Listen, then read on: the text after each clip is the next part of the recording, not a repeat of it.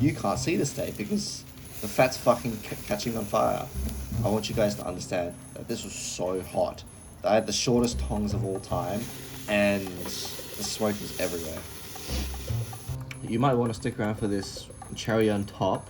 I decided, you know what? After having an incredibly long and difficult camping trip with the most makeshift of ingredients and tools, I decided, you know what? Let's make some picanha tacos just because. I hope you enjoy the suffering. When cooking picanha, you want to cut initially along the grain, then after it's cut against the grain. Not a bad cut.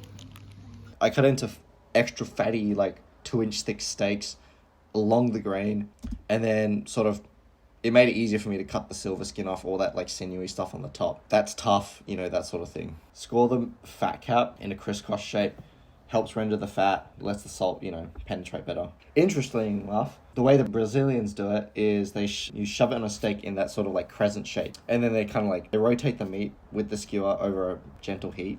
I'm gonna cook it first like this with fat side down for a little bit, and then afterwards I'm gonna cut into it because it'll still be raw. Salt the fuck out of your steak. It's gonna need it. A lot of it will come off on the grill, on the fire, but it tastes good.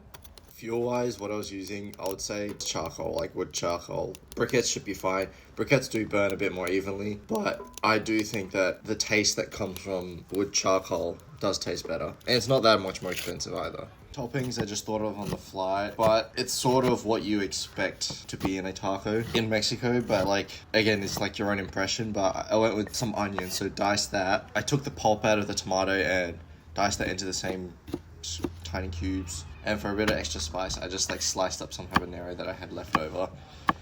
Hopefully it won't be too hot. Sliced up some radish. I don't know, radish kind of tastes good. For the fun of it, I put some smoked chips in, hopefully to make it a bit smoky. It did add to the taste. Here's my thought process. Make the grill nice and hot and go fat side first so that it renders, and then I can like let it drip onto the meat. Here's the fun part.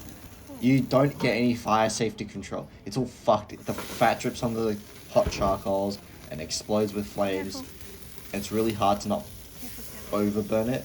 Well, you want a little char, just don't burn it, if that makes sense. See, that's so nice and charred. Quite frankly, I don't really know how long I cooked it for. Just eyeball it. It looked a bit this charred, as you can see. Because it'll still be raw, because, you know, it's really thick. But if it gets this color on the outside, you're on a good start. See, it was so cold to start with, right? Like, it's hardly cooked. That pie is medium rare, but inside is still raw. I need to get 2 tongs. After you sliced it in half and salted it, now we can properly cook it up like a steak in hopes.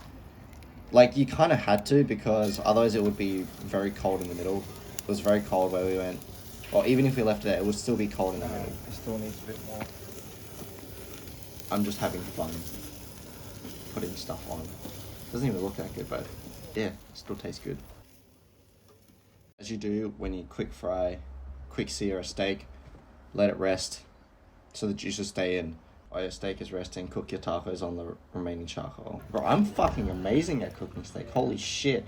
Can you see how pink it is, or? Like, the perfect medium rare. It's incredibly juicy.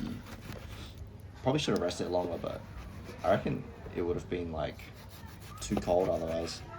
I did an amazing job. Yum. Okay, so lastly, add the toppings that you made.